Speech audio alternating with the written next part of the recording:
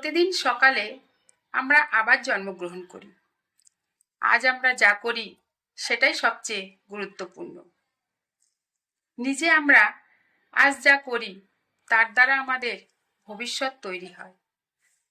সূর্য বলে, সবাই অন্ধকার থেকে আবার উঠতে পারো, নিজের আলোকে উজ্জ্বল হতে পারো। প্রত্যেকটি নতুন দিনের সাথে নতুন শক্তি এবং নতুন চিন্তা আসে। সফলতা হলো নিজেকে পছন্দ করা, নিজের কাজকে পছন্দ করা এবং কিভাবে এটি করা হয় তা পছন্দ করা। সাফল্য হলো মনের একটি অবস্থা। আপনি যদি সাফল্য চান তবে নিজেকে সফল ভাবতে শুরু করুন।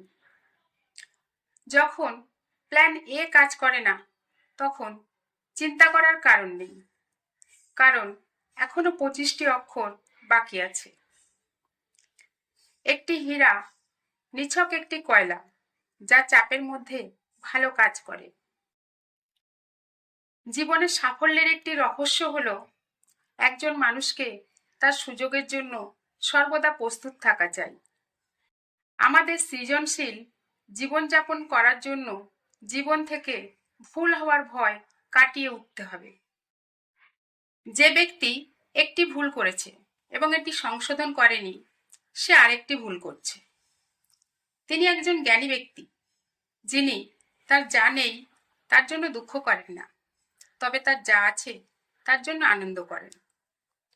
কখনো স্বপ্ন ছেড়ে দিতে নেই, শুধুমাত্র এই কারণে যে এটি পূরণ করতে সময় লাগবে। যেভাবেই হোক সময় কেটে যাবে। যা আমাদের কাছে তিক্ত পরীক্ষা বলে মনে হয়, সেটা প্রায়ই আমাদের কাছে ছদ্মবেশে আশীর্বাদ হয়। উঁচু গলায় আওয়াজ না তুলে নিজের যুক্তিকে উন্নত করা অতি উত্তম। টেনশন ছেড়ে শান্ত হয়ে মন দিয়ে ভালো কাজ করলে ফল অবশ্যই ভালো হয়। যখন আমরা আমাদের আশেপাশে কথা বলার বা শোনার মতো লোক থাকে না, তখন আমরা আমাদের মনের কথা শুনতে শুরু করি। যদি কিছু আপনার মনকে বিরক্ত করে তবে তা একবারে পরিষ্কার করুন। ভালো কাজ সবসময় ভালো, কিন্তু এর জন্য বিশ্বের কাছ থেকে প্রশংসা আশা করা ভালো নয়।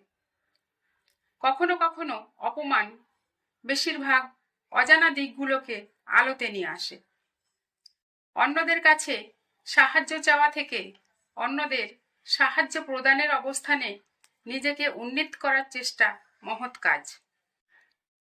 নির্ভরতা দাসত্বের একটি রূপ। যদি কোনো কারণে কারো জীবন তলিয়ে যায়, তাহলে সর্বশক্তি দিয়ে তা তুলে আনতে হবে। শুধুমাত্র জটিল পরিস্থিতিতে আমরা আমাদের নিজেদের শক্তি জানতে পারি। যদি কাউকে কষ্ট পেতে দেখেন, পরবর্তী শ্বাস নেওয়ার আগে একবার সাহায্য করুন। আপনার সুখের পথ অন্যের হাতে ছেড়ে দেবেন না। প্রতিটি মুহূর্ত হোক একটি শেখার মুহূর্ত।